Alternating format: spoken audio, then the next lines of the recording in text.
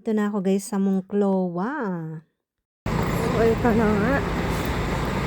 Sobrang aga ko ngayon guys at iba ang way ng aking work ngayon. O 'di ba? Kaya yan. Siyempre iba-iba ang aking work. Pero siyempre nakakamyo na. Ang autobus kasi yun guys, yun yung mga nagtatrabaho sa labas. So talagang may bus sila. Inaarkila ng company. Bueno, o sa company. Sa lahat ng mga trabahadores. Yung waiting area nila dun. So lahat sila. So dun ang ipon-ipon nila, dun ang sakayan nila. Kaya yun.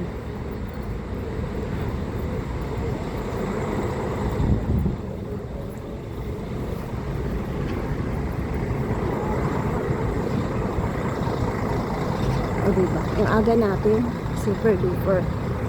Tapos mamaya, pagkatapos ko dito sa trabaho ko,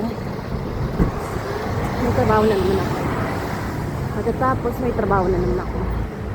Tapos may extra pa ako mamayang gabi. Diba? Sipagan natin hanggang pwede pa. Diba? Dahil hindi pa naman ako pupunta sa ibang lugar. Or hindi pa naman ako, wala pa naman akong balak magbakasyon. Sa momentong to kasi hindi pa naman bakasyon guys. Kaya kailangan magsipag tayo. Nandun yung buwan. Kita nyo yung buwan? Yun yung buwan.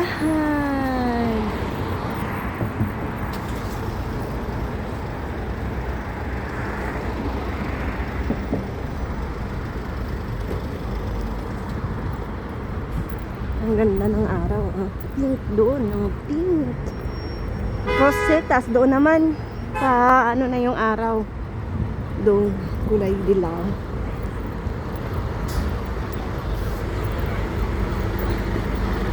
So, bilisan ko na guys. Kasi parating na rin yung autobus. Nandun na sa pilahan.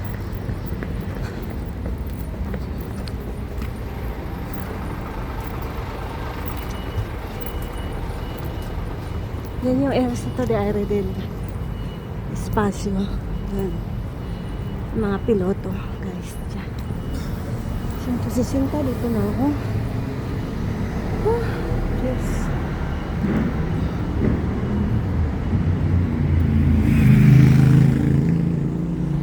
Yan, kagaya nito, guys. Ito yung waiting area nila. Yung mga nagtatrabaho sa labas. Yan.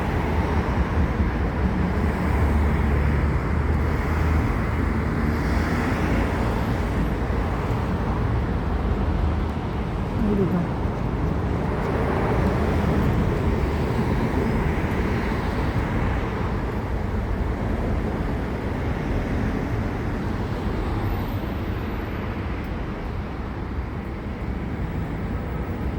Oh my gosh.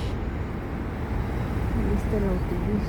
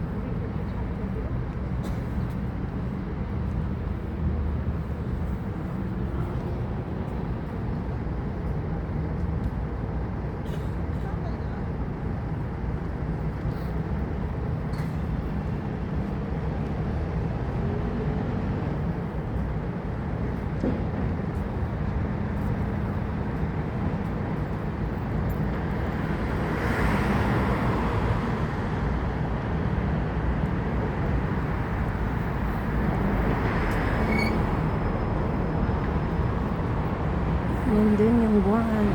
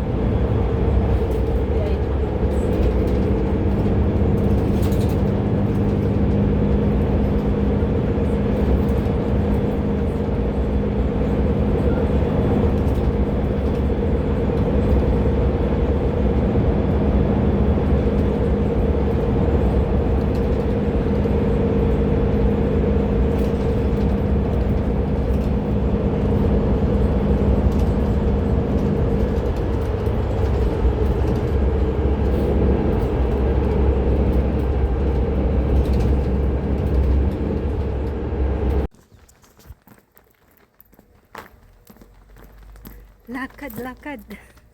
Lakad tayo guys.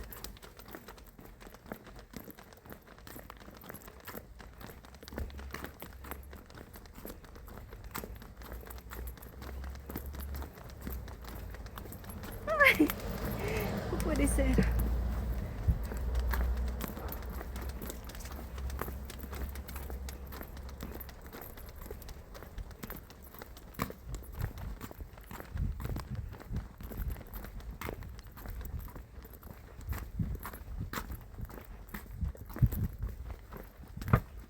Ito na nga guys at naglalakad ako papunta na sa paradahan ng autobus pero may nakita akong bus na anong tawag diyan?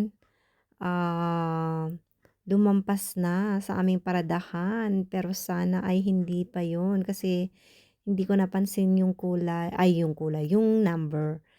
Pero green pa rin siya guys kaya nako hindi ko alam kung yung autobus ko na ba 'yun o ano ba. Ay nako nakakainis naman talaga. Super duper, pero kera lang 'yan, o 'di ba? Nandito na ako guys sa paradahan ng autobus at naku grabe yung lipstick kong napakapula naman talaga, o 'di ba? Kinalat-kalat ko kasi nga guys, super duper mapula siya. Pero kera lang 'yan kasi alam niyo kung bakit. Mas maganda na rin na may pula-pula tayo sa pagmumukha natin para mukha naman tayong maganda, 'di ba? Kahit papaano. O 'di ba, ang cute-cute ko naman dito dahil sa aking lipstick na mapula, charot. So ito na nga guys at siyempre maraming maraming salamat sa inyong pagmamahal at pagyakap. Siyempre binabati ko kayo ng magandang umaga, magandang tanghali, magandang hapon at magandang gabi sa man daw kayo tayo ng mundo ngayon at pagpalain tayo ng mahal na Panginoong Kristo. At siyempre gaano man kagulo ang mundo, sikapin pa rin natin maging mabuting tao dito at gampanan natin, maging responsable tayo, gumawa tayo ng maganda. 'Di ba? 'Yun ang pinakaimportante, mahalin natin ang mga mahal natin sa buhay, nanay, tatay, asawa man 'yan, nobyo man 'yan, mga anak natin, maging magulang tayo, maging responsable, 'di ba? 'Yun ang pinakaimportante, guys. So, alam niyo na kahit pa maraming problemang dumarating. Talagang ganun yun guys kasi buhay tayo, mararamdaman natin yun, mararanasan natin yun. Pero ang pinaka-importante ay solusyonan na lang natin. Huwag na magsisihan dahil talagang gano'n ang buhay, 'di ba? At 'wag na rin ulitin kung nakagawa man tayo ng pagkakamali, 'wag nang ulitin kundi magbago ng tuloy-tuloy. Naku guys, pasensya na kayo't ako'y nabubulol at hindi ko na alam kung ano talaga ang idudugtong ko, pero mas sinisikap ko na, yung bang mag-isip para maidugtong ko sa aking pananalita, 'yun ang ibig kong sabihin, o 'di ba? Kaya naman siyempre guys, sa paghihintay ko dito dahil ako'y nagtataka at nagkamali, charot, nagkamali talaga. Siguro nga talaga yung autobus ko yun kasi alam niyo guys, ah, parang late na masyado, 'di ba? So, siyempre dahil tayo naglalakad ng malayong malayo at ito lang naman ang paradahan ko dito na mas malapit-lapit dito kaya siyempre kera lang sa atin yung paglakad. Siyempre dahil nga tayo naghihintay ng autobus guys, siyempre magbi-video-video ako para naman meron akong ipapakita sa inyo, mai-upload ako, 'di ba? Kahit papaano, pa-kering-kering lang tayo.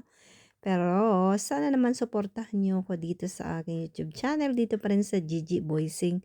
Punto 8 guys. At siyempre naman yung aking Facebook account ay ang Gigi Voicing. Yun naman ang aking Facebook guys. Pero yung iba kasi hindi ko na maibura kasi mas gusto ko ng eto na lang muna yung aking pag-iinteresan. Mas magiging focus ako dito sa aking YouTube at saka yung sa aking Facebook account na Gigi Voicing.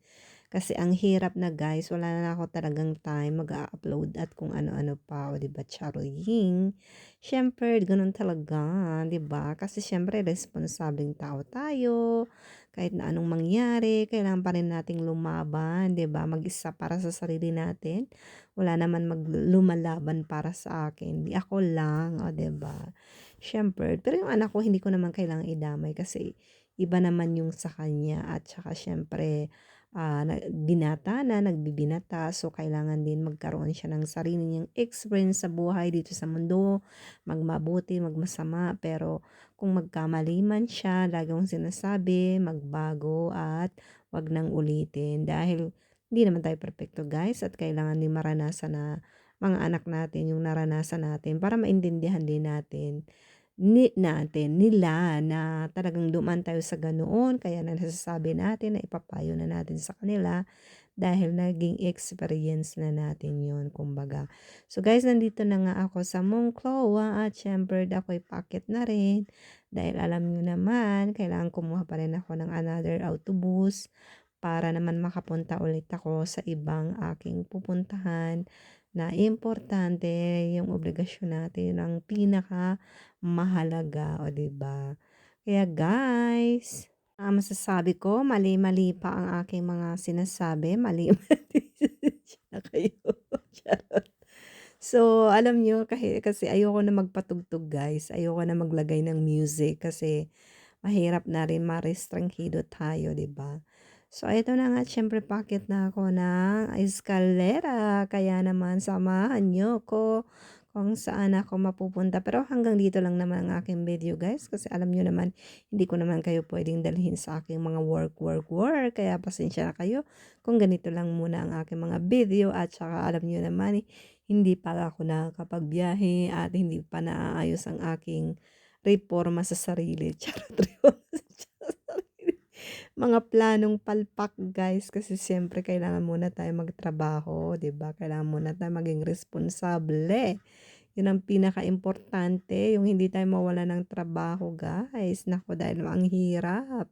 Kailangan talagang mahalin natin yung ating mga trabaho, 'di ba? 'Yun ang pinakaimportante at para din mahalin tayo ng ating mga bossing diyan at mga katrabaho. Magpakita din tayo ng ah, pagmamahal kumbaga, 'di ba? Hindi lang ibig sabihin na binabayaran tayo ay yun na lang ang lagi nating isasabihin, nandito ako for responsibilidad ng aking work.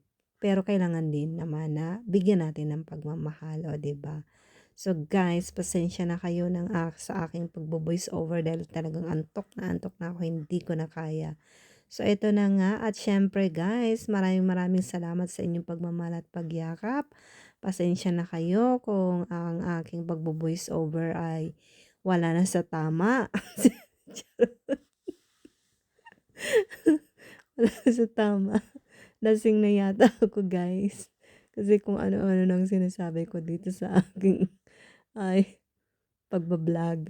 So, eto na nga at siyempre naglalakad din ako guys dahil siyempre papunta ulit tayo sa ating parada ng autobus. Alam niyo naman na kailangan kumuha, o 'di ba? Kaya naman eto na nga at siyempre dahil mahaba-haba ng aking nilalakad, hindi ko na alam kung saan ako pupunta, charot. So, hanggang dito na lang. Bye-bye.